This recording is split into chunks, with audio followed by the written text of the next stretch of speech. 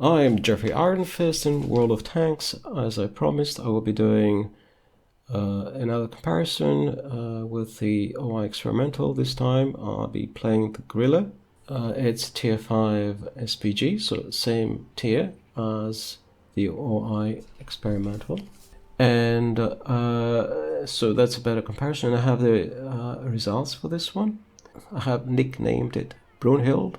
Brunhild was a princess in German mythology that avenged the death of her lover by killing many bad guys and enemy kings and so on. And this particular SPG is also a tank I'm reasonably good at. I was ranked 24th in Europe in August when I played this battle in this particular tank. So I like to think I know what I'm doing. I have a three skill crew similar to the SU-8 and the O-I Experimental, but I've played hundreds of battles in this one, and in total this crew has the same experience as the O-I Experimental that I've only played about 70 battles in. So there's no comparison how much experience you can get from the O-I Experimental compared to how much experience one can get in this one. I will go over the stats a little bit. In the meantime, perhaps you may notice here this city where at the time of the Wargaming Festival 2019, the city is Minsk. If you notice the map of Minsk, the battle map is very similar to this one. So right now we are facing towards the east, and you can see behind, near the middle of the map, there's this triumphal arch next to the stage. And now we're looking eastward. That's where those buildings where the heavies usually go to and fight it out. And we are on the southern half of that map where the southern team spawns. Now we're looking more or less towards the southern part now. That's where the direction where sometimes the SPGs set up, a bit further back. So we're in the middle of that battlefield. The actual festival takes place in Cologne in Germany. But the map on the website, this kind of visuals, which are fantastic, by the way, they show Minsk in Belarus. And so here's that river. This is, now we're looking west in the direction where the mediums go to. You can see in the far distance those buildings where the mediums go to. And you can see that round building now in the middle of the this view. And this is that round building that, if you remember, is near the middle of the map. And now we're looking towards that bridge and the road that intersects the map into two halves, the northern half and southern half. You might realize it looks familiar, but you wonder why. It's not exactly the same as in the battlefield. The battlefield takes us back to the Second World War, so it's not exactly the same. Or whatever, 50 years ago, 40 years ago. Okay. And so what else do I want to say now? I want to make a comparison, like I did last time, between this tank, the Grille, and the O-I Experimental. And so we go into the stats, the comparison. So I have the O-I Experimental, the SU-8, and the Grille. And we start with the firepower. You can see off the bat, it has high alpha, this average damage per shot. It's 540, comparable to the SU-8, but it needs to penetrate 38 millimeters of armor or less to get that. So it cannot penetrate more than 38 millimeters of armor. It doesn't have any special ammunition. That's the only thing it gets, HE ammunition. Whereas the O-I Experimental has 60 standard HE ammunition. It also has a premium round with 140 penetration. And so the O-I will always penetrate and cause 360 or so, even more. The two SPGs would almost never penetrate because very few tanks have armor less than 38 millimeters. And if they penetrate those tanks, it will not cause, let's say, 540 damage in the case of Grille, because those tanks have a lot less. So on average, the Grille only causes about 150 to 100 if it's lucky and the enemy tank has that much HP, it causes that much damage. So very often less than that because some enemy tanks are damaged. So this is very deceptive. And so it looks like they have a stat that they're superior to the O-I experimental, but they are not. The only thing this tier 5 tank is superior to the O-I experimental will go. The main thing is that it can shoot over obstacles. If you can see further down, it says gun depression elevation angles. The SU-8 has 44 degrees elevation. This one has 72 degrees elevation, so it can fire straight up into the air, and the shot will come down like it does with a mortar. So it will come down on the top of the head of the enemy tank. And so this tank can shoot over obstacles. It has 72 degrees of elevation. However, it has a very short range, about 500 meters, and so will not fire beyond 500 meters. So it has that disadvantage to counterbalance its advantage of firing over obstacles. So this SPG can fire over obstacles, that is true. It has this bird's eye view of the battlefield. However, it doesn't get sniper view and it doesn't get auto aim. And so, yes, it has those, but at a disadvantage. In terms of other stats, that it is superior to the O-I, the only other stat really is it has a little bit more speed. Two things, it has a little bit more speed. So the speed of the Grille is, so the maximum speed, the top speed, is 42 kilometers per hour. The SU-8 has 48 kilometers per hour, and the O-I has 25 kilometers per hour. It looks like it has higher traverse speed, that's how quickly it rotates, but the O-I has a turret, so overall the O-I is faster.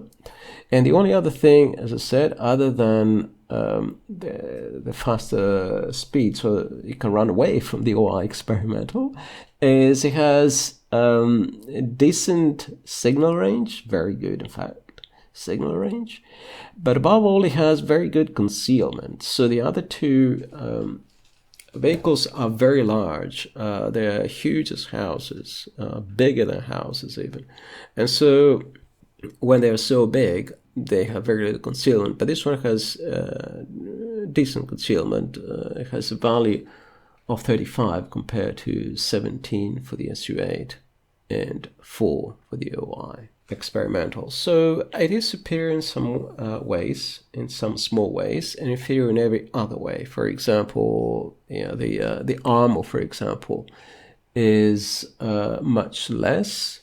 It has, what is it, 15 millimeters of armor compared to 125 that the O-I has, frontal armor.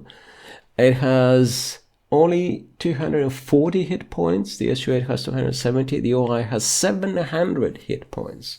And so you can see how much better the heavy tank is.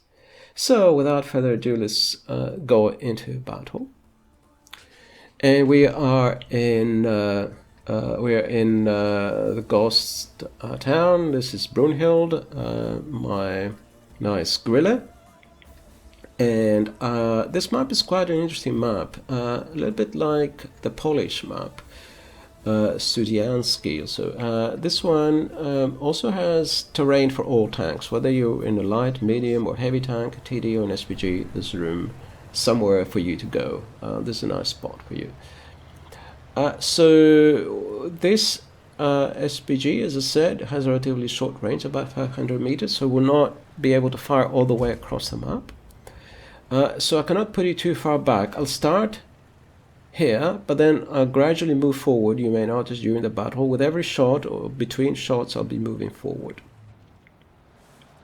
And so now I'm trying to see how far I can shoot. I can shoot up to here and a little bit further, but not much further. So I'm just testing my range, and you can see, oh, here's an enemy tank. Very lucky. You can see how long it takes for the aim circle to shrink. It takes about 11 seconds for it to become fully aimed.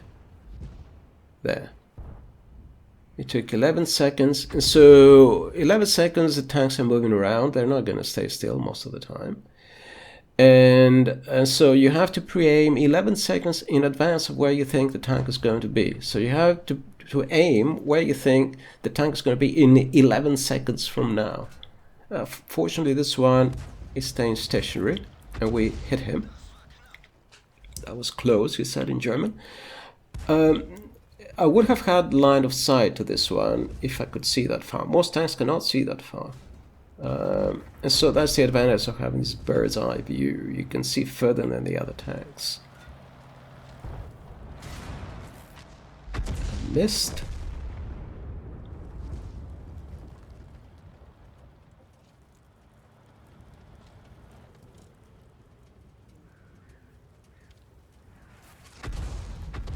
So I'm waiting for the reload now.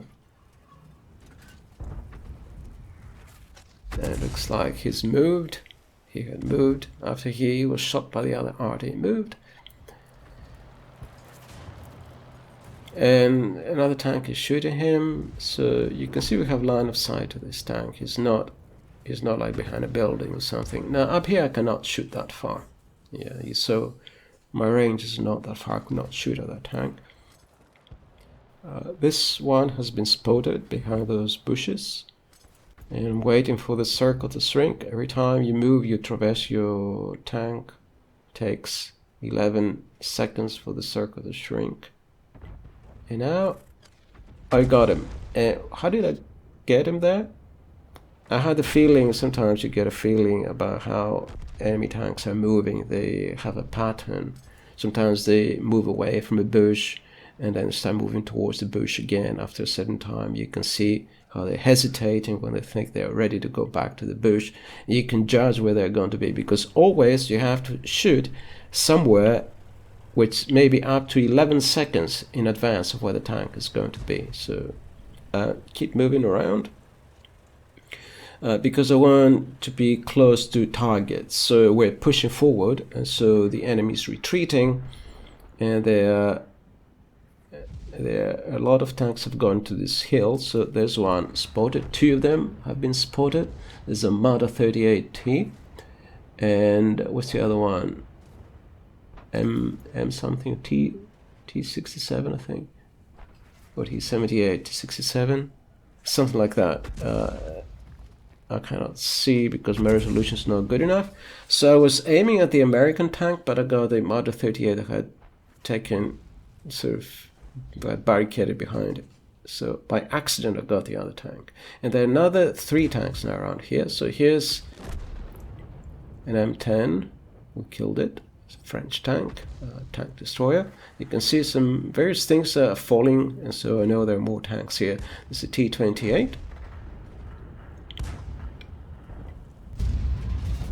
And I'm relocating so I don't get counter battery, and he set for miss, so we got him. So we have 2 kills already,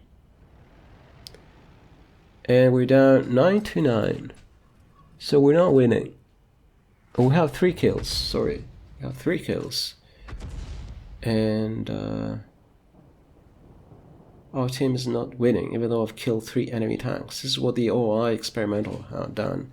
And just when it went forward into an enemy team, there were 10 tanks there, shoot 3 of them dead, and carried the team. So I already killed 3 tanks, but we're nowhere near winning. So here's that American TD. I didn't get him, someone else got him. And here's a Hetzer. It's a very dangerous tank, so I'm waiting for my aim circle to shrink. Give me 11 seconds. and there's a duel between these two. Unfortunately, the headshot, we got him. The headshot shot our TD, but I killed him. And so I have now 4 kills, and we are 11 to 10, so we have a slight advantage. You can see how high the gun can aim, 72 degrees of elevation. And I'm relocating again, I'm going to these bushes. Why? Because I want to fire attacks that are now on the other side of the map, because it seems like most of the surviving enemy tanks now are towards that corner, and so I need to close the distance because the range is very short. So he's telling me to shoot somewhere randomly. With a reload of about 4 times a minute, I can't be shooting randomly. 3 times a minute. I can shoot 3 times a minute, maybe not even that.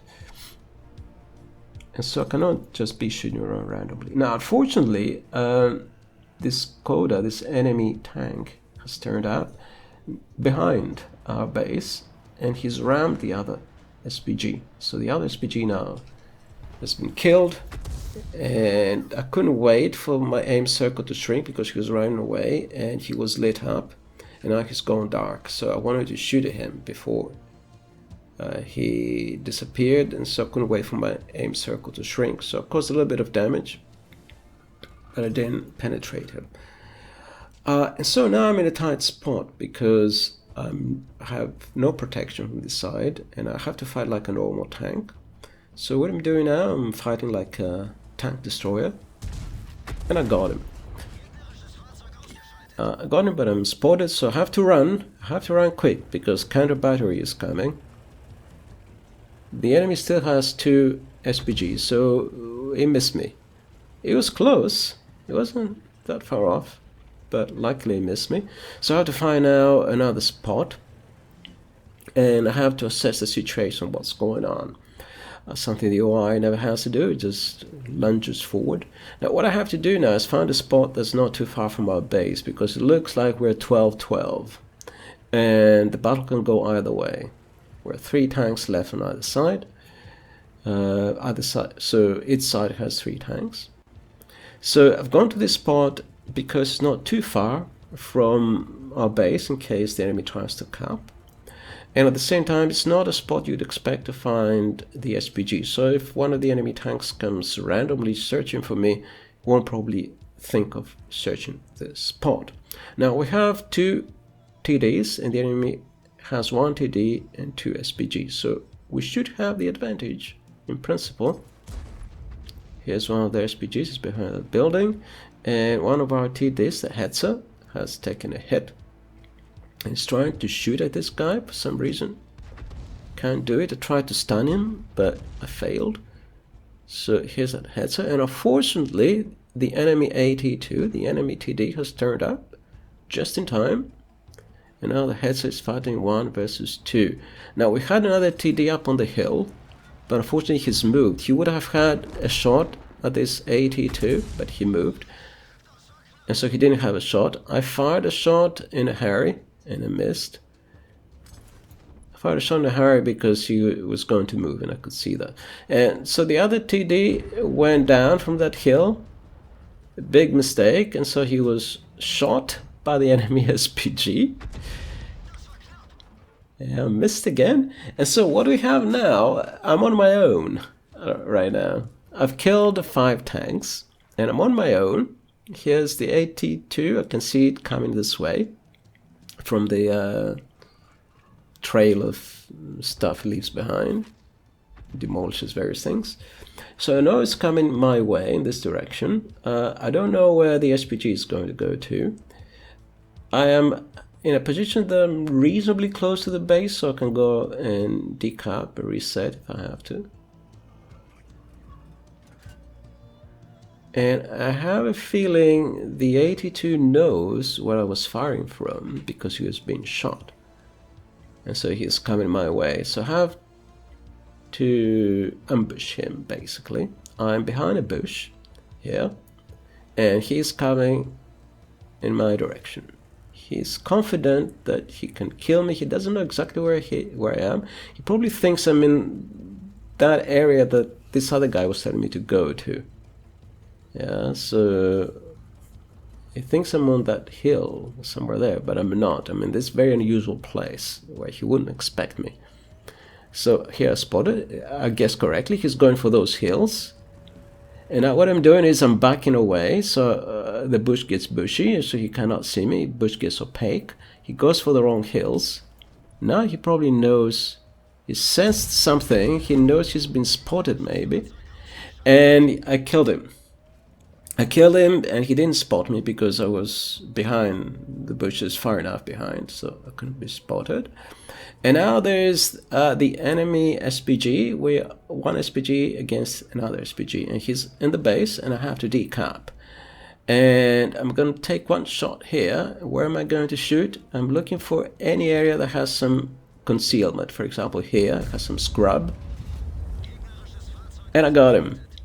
I was moving closer, but I had already got him. And he could also counter battery me. But I got him, and so 7 kills.